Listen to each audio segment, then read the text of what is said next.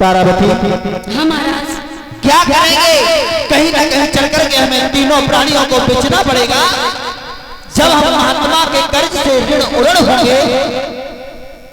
स्वामी बोलिए। हम हमारा बेटा आप हो ना, कहीं बाहर जाकर के मेहनत मजदूरी करेंगे और महात्मा जी का जो 60 वार सुना है ना, हम उसको अदा कर देंगे। आप बिल्कुल परेशान मत होइए स्वामी, मैं तो आपकी अर्धांगिनी हूँ, मैं पूर्ण सहयोग करूंगी आपका। तारावती हाँ स्वामी। आज बंधु तारावती तैयार हुई है। राजा हरिश्चंद्र ने कहा चाहे बेचना पड़े। पुत्र रोहित को बुलाया और पुत्र रोहित को बुला करके कहा बेटा रोहित, आज हम तीनों प्राणी महात्मा का कर्ज 60 बार सोना हो गया है और कर्ज को चुकता करने के लिए तीनों प्राणियों को बेचना पड़े। आज तीनों प्राणी मेरे बंधुओं बेचने के लिए तैयार हो गए।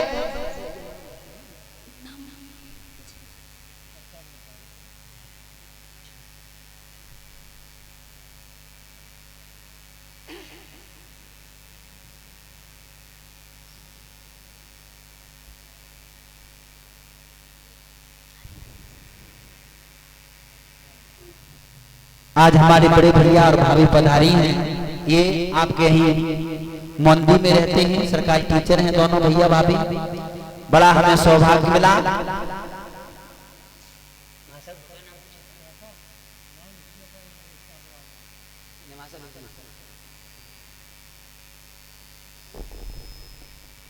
आज भक्तों तीनों प्राणी बिचने के लिए तैयार हो गए। विश्वामित्र के पास में पहुंचे हैं और विश्वामित्र के पास पहुंच करके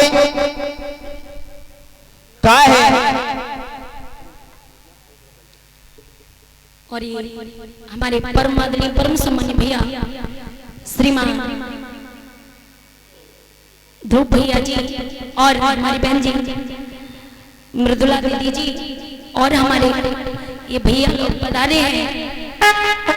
नाम तो मुझे नहीं मालूम, लेकिन राधा रानी से आशा और आकांक्षा करूंगी कि हे किशोरी जी भैया और दीदी के हम आशीर्वाद क्या दे सकते हैं, आशीर्वाद ले ही सकते हैं। और हमारे ये भैया ही सभी अध्यापक हैं और अपना अमूल्य समय देकर के यहाँ पर पधारे। हमारा सम्मान, इन्हीं के सम्मान से हमारा सम्मान है। राधा रानी से आशा और आकांक्षा करूंगे गोविंद हे किशोरी लाडो भैया के जीवन में हमेशा खुशियां बरसती रहे। हमारे सभी भाई बंधु यहाँ पर आए, आकर के हमारा मनोबल बढ़ाया। मैं आशा करूंगी हे किशोरी जी हमारे भैया जी ऐसे ही फूलों की तरह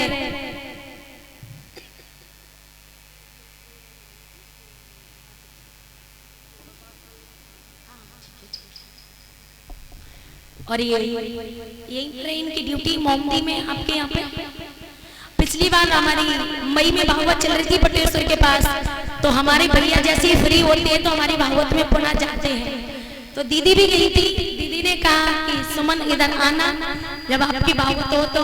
लेकिन भगवान ने ऐसे आशीर्वाद दिया, बड़ों का ऐसा आशीर्वाद मिला जो आप लोगों के दर्शन हुए, भैया के दीदी के सबके दर्शन हुए और राधा रानी श्री आशा और आकांक्षा करूंगी गोविंद।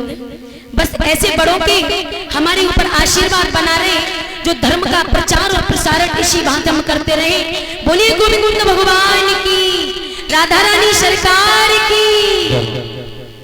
आज बंधु तीनों प्राणी विश्वामित्र के पास में पहुंचे हैं और विश्वामित्र ने कहा हे राजा, इस भेष में तुम हमारे पास खड़ा है और ये कह रहा है कि हमें तीनों प्राणियों को छोड़ करके कहीं बेच दो। एक काम करो, इन वस्त्र और आभूषणों को उतारो और साधारण वस्त्र पहनो।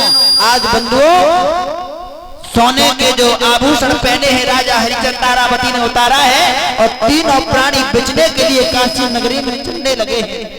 जब तीनों प्राणी बेचने के लिए चले हैं, राजा हरिचंद्र ने तारावती से कहा तारा, अरे चलते चलते हम और आप इस जन्मभूमि को प्रणाम तो करते चले, क्यों विद्वानों ने कहा है जननी जन्मभूमि स्वर्गासगतिया, यानी जननी और जन्मभूमि स्वर्ग से बढ़कर के बताई है। आज बंधुओं तीनों प्राणी उस काशी नगरी को प्रणाम करते हुए बोले हैं और चले हैं। आरे छोड़ चले